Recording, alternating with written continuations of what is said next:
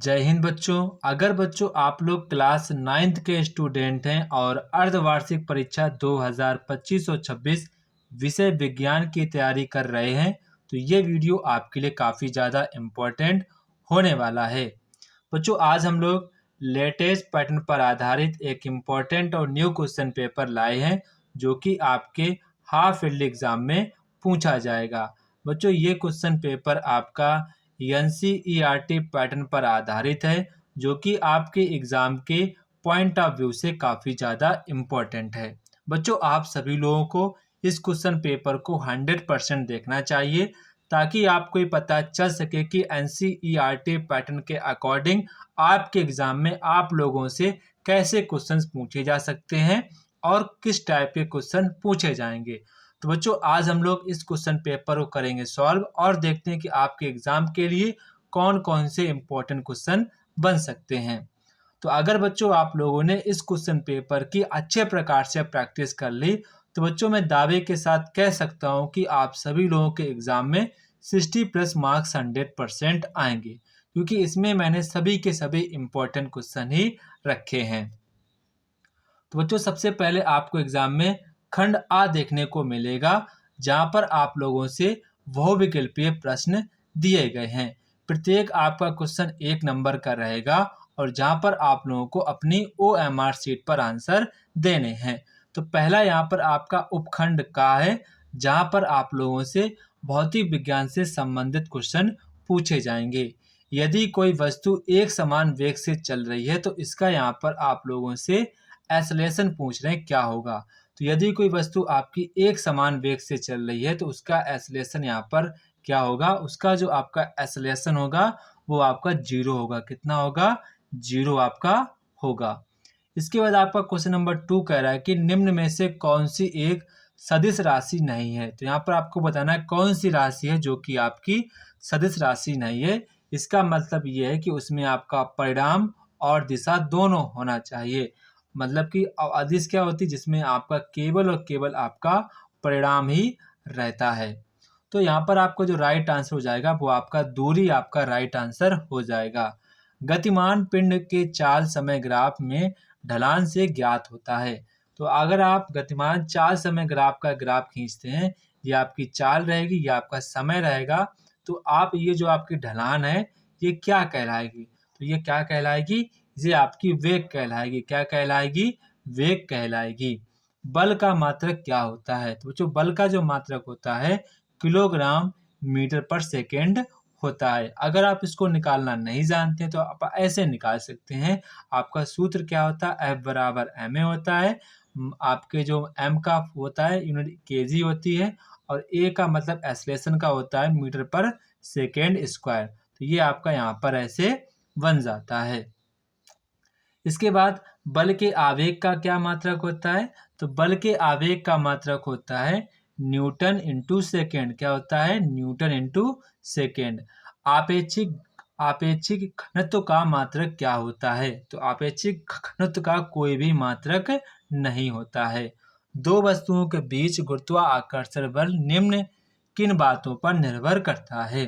तो किन बातों पर निर्भर करता है? तो यहाँ पर आपको बताना है उनके बीच की दूरी, उनके जो मास के मल्टीप्लिकेशन के गुरुत्वाकर्षण नियतांक, द्रव के योग। तो यहाँ पर आपका सही जवाब हो जाएगा। अगर आप फार्मूला पर बात करेंगे तो G रहेगा G1 m1/m2 अपॉन में r²। तो G तो आपका सभी के लिए नियत रहता है, उसकी तो वैल्यू कोई आवश्यकता नहीं है।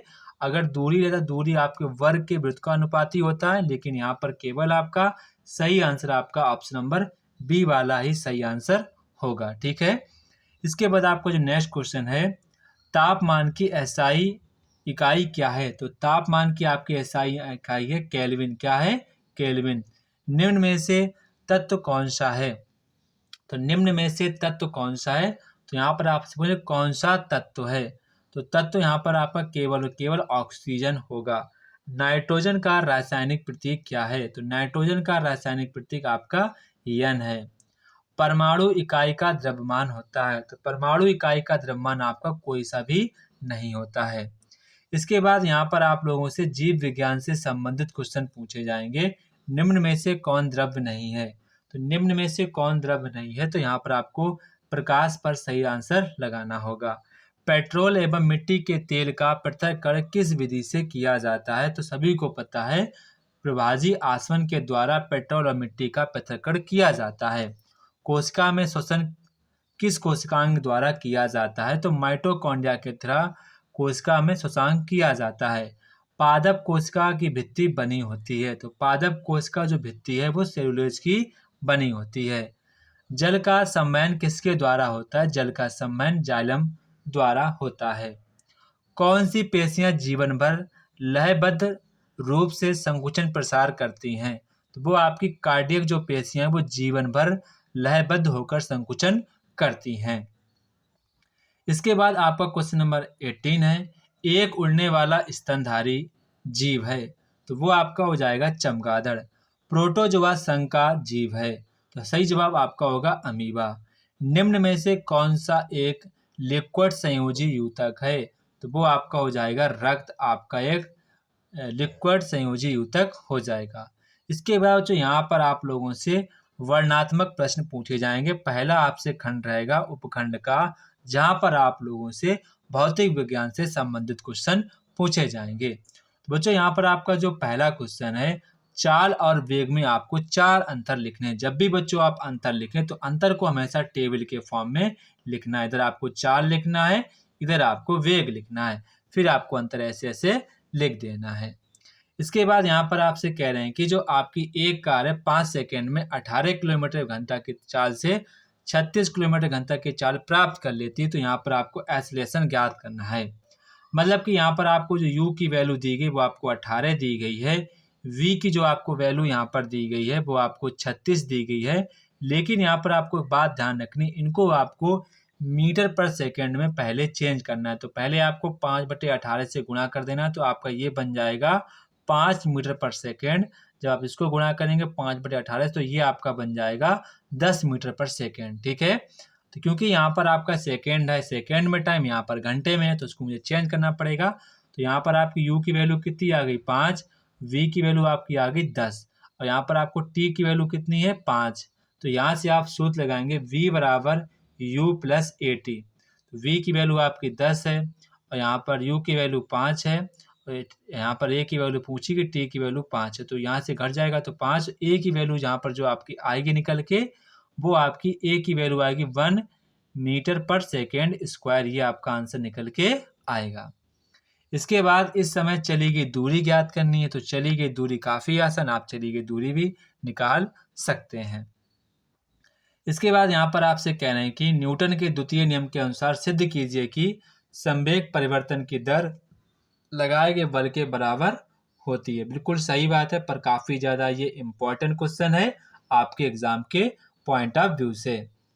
इसके बाद यहाँ पर आपसे क्वेश्चन नंबर नेक्स्ट कह रहे हैं कि न्यूटन का गुरुत्वाकर्षण बल नियम साथ ही जी और स्मॉल जी के बीच में आपको संबंध को स्थापित करना है। अथवा में यहाँ पर आपसे कह रहे हैं कि निम्न को आपको स्पष्ट करना है, संवेग को बताना, एक्सेलरेशन को बताना, अपसाशन बल को बताना है, आपको इन पर टिप्पणी करनी है।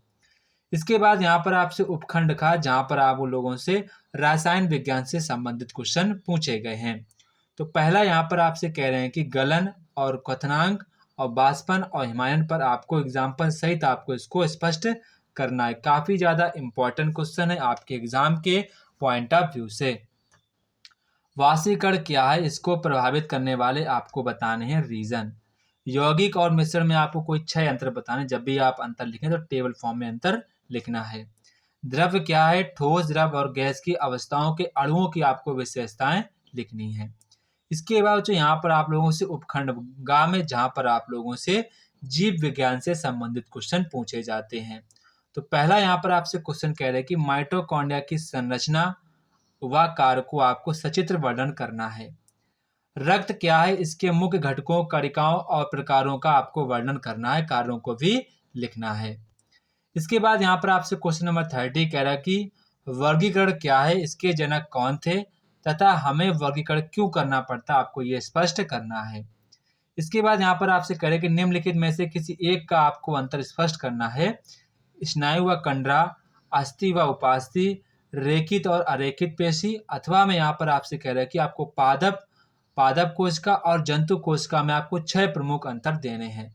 बच्चों यहाँ पर आपको मैंने जितने भी क्वेश्चंस बताए सभी के सभी काफ़ी ज़्यादा इंपॉर्टेंट है। इन सभी की आप लोगों को अच्छे प्रकार से प्रैक्टिस कर लेनी चाहिए ताकि आपके एग्जाम में अच्छे मार्क्स आ सके और आपके माँ बाप का भी नाम ऊंचा हो और आपका भी क्लास में एक अच्छा सम्मान बन सके। तो जय हिंद बच्चों, फिर मिलते हैं अपने नेक्स्ट वीडियो पर। तब तक की आप सभी बच्चों को जय हिंद। बच्चों आप लोग मुझे कमेंट बॉक्स में कमेंट करके बताएंगे कि आपको अगला पेपर किस सब्जेक्ट पर चाहिए।